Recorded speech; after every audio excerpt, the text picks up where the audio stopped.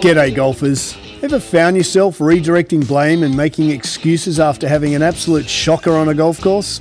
I know that I have. Range was closed, I was a little cold, didn't warm up, I hit it in those 3 old divots. Then we have the podcast for you. We focus on how to fundamentally own your swing. Strike it pure and consistently shoot in the 70s. Be it if you're a weekend hack, retired and playing daily, a school phenom or a tour professional. We present and discuss facts and physics pertaining to golf, trying to keep our ego and opinion at bay.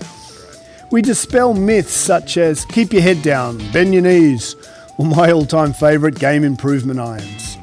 So stop drinking that mythical Kool-Aid and have a sip of ours. I think you'll find it both inspiring and refreshing. I'm Scott Young, founder of Swing, PGA professional and ex-tour player. And together with physical therapist Dr. Sean Joyce, welcome to Pivot the Path. G'day golfers and good morning our golf community. Unfortunately, I'm flying solo today. My dearest partner here, Dr. Sean Joyce, is stuck in Golf Mecca in Cabot Cliffs. So mate, Cabot Citrus, I believe you're stuck in. We've got a lot to talk about when you get back. I heard it's a phenomenal golf resort. It's one of the new Cabot golf links that created out of nothing, so I can't wait to hear about him. So apologies that you got bloody boring me here. We've got to fly solo. Hopefully Sean gets back today. He's had to reschedule patients, and we've had a massive storm here yesterday. I was actually stuck, so I've got a lift on my little Ford F-150, and everyone makes fun of how tall it is, but when there's 5 feet of water and you have to get people out of stuck swampy area, it's nice to have a big old truck. So, mate, hope you're safe. Everyone's good down there, and we look forward to having you back. So that's been an interesting week. We've been damn wet. It'd be hard for the last couple of months to own a golf course up here in the northeast. It's so unpredictable. We're very, very wet. So hopefully the golf courses, the middle tiers, not the wing foots or the bolters rolls, but the middle tier golf courses. Remember, there's one of the reasons Rosie and I decided to put this right here was there's 452 golf courses within 2 hours of us. And 300 of those are probably struggling a little bit this year because we've had a late start. It's been really wet. Numbers are down, but the expense of running a golf course remains pretty constant as a fixed cost. So we hope all you guys are good.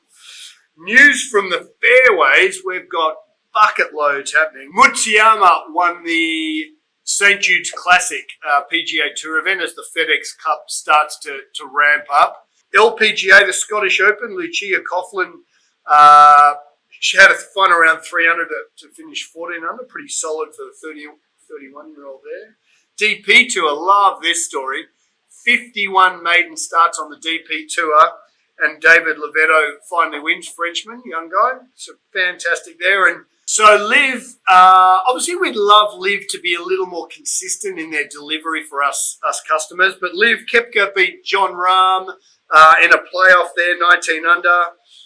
For 3 rounds. Pretty solid golf there, the old boys. And they get their sterling little $4 million for that win. So Koepka gets $4 million. Mutsuyama gets 3.6. So no small coin to jump about in the old main tours there.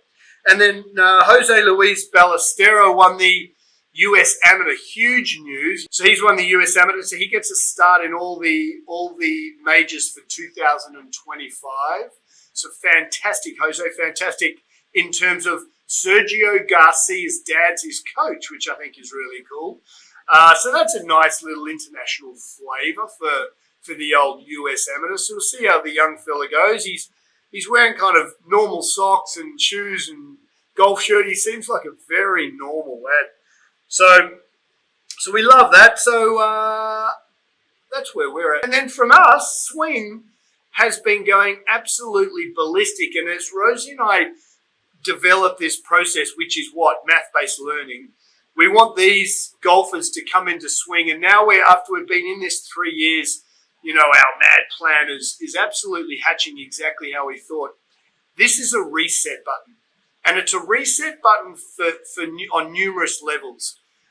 99% of golfers, and I've got dozens of scratch players in here, to the guy who's, you know, off 26 handicap, Even after that scratchy or that 5 handicap, 10 handicap plays 2 or 3 rounds in a row without data, without my T-squares, without the foam noodle, they will always, not if, always get a little outside in torso-based rotation.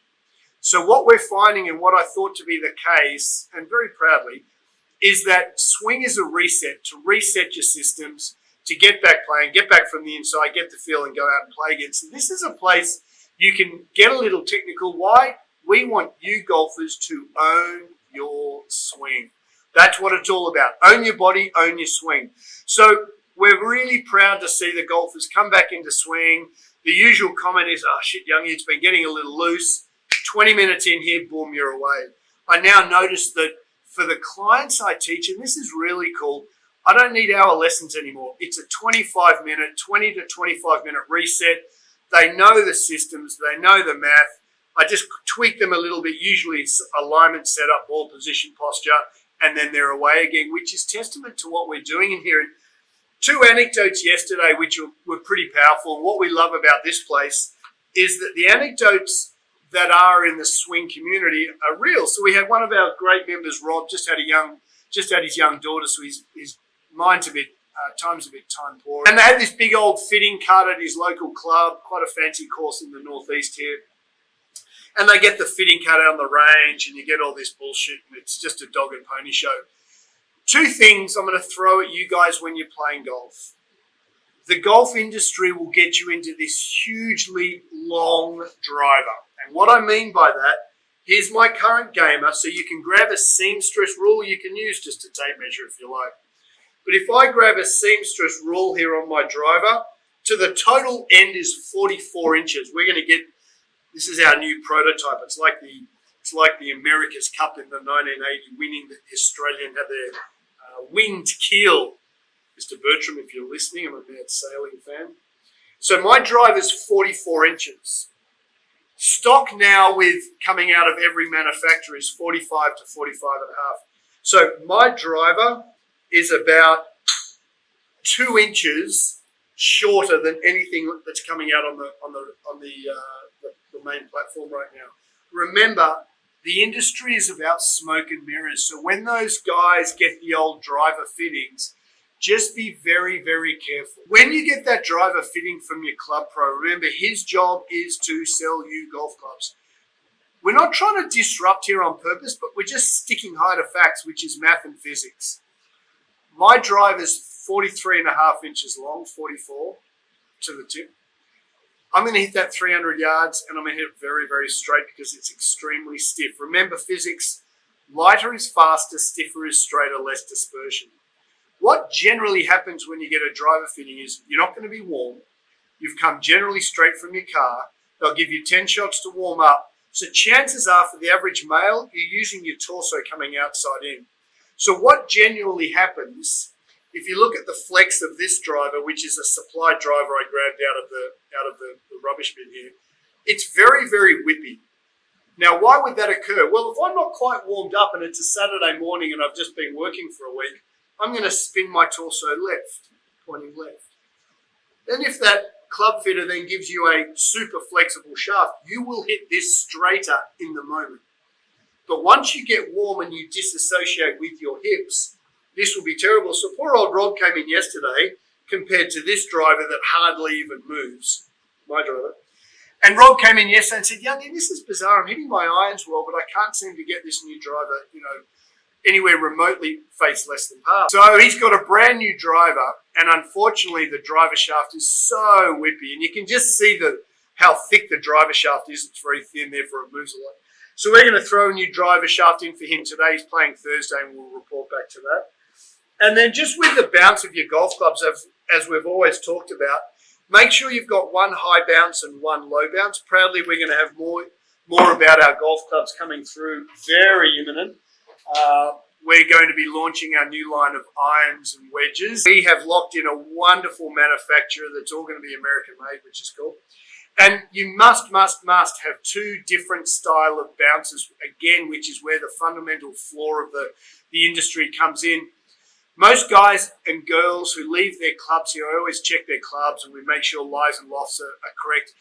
But more than that, we make sure that they've got a high bounce and a low bounce. And this is where the industry, again, not trying to disrupt on purpose, but the industry have it upside down. They ask what Rory's doing, what all the tour players are doing. But don't forget, tour players are playing rock hard golf courses.